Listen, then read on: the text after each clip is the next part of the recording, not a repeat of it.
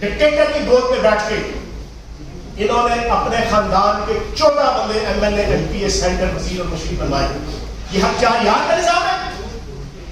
تم ہم چار یار کے نظام کے حوالے سے بھی منافق ہو, تم جمہوریت کے حوالے سے بھی منافق ہو, اور تم کہتے ہو کہ ہم حقیقی جمہوریت کے لیے, اور تم پاک فوج کے شہداء کے اوپر جناب حرزہ سرائی کر رہے ہو اور انڈیا کے بارڈر پہ جا کے کر رہے ہو. پر تیسری بات تم کہتے ہو کہ ہمارے ٹیکسوں کے پیسے پہ وہاں سبحان اللہ وہاں صدقے جائے پیو ڈسکے جائے وہ منہ پہ متھا, اور تم ہاتھ پھیلانے والے لوگ ہو, دینے والے نہیں ہو.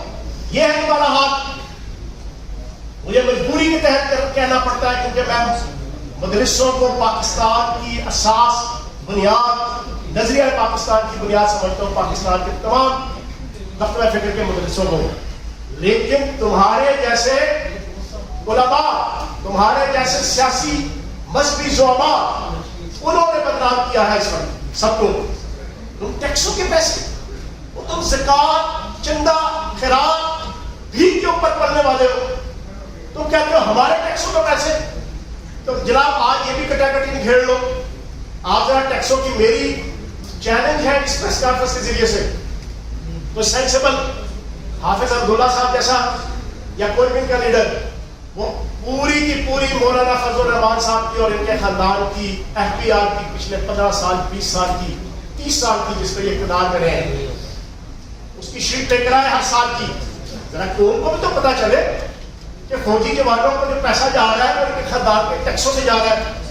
تو یہ جتنی چولے اور بکواسات مولانا فضل الرحمان صاحب نے کی, پورا پاکستان کا دل دکھا ہوا ہے.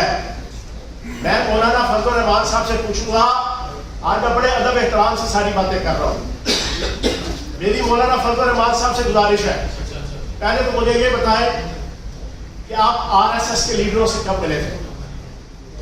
میرا پہلا سوال ہے. میرا دوسرا سوال ہے کہ مجھے یہ بتائیں کہ آپ اجیت دیول سے کب ملے تھے. میرا تیسرا سوال ہے کہ آپ نے حکیم اللہ محسود جب مارا گیا اس سے 2 دن پہلے آپ نے اس کے رائٹ ہینڈ لطیف خان محسود کو خفیہ افغانستان کا وزٹ کر کے ملاقات کی تھی, اور پھر اس کے بعد 2 دن کے اندر اٹیک ہوا اور حکیم اللہ محسود چلا گیا.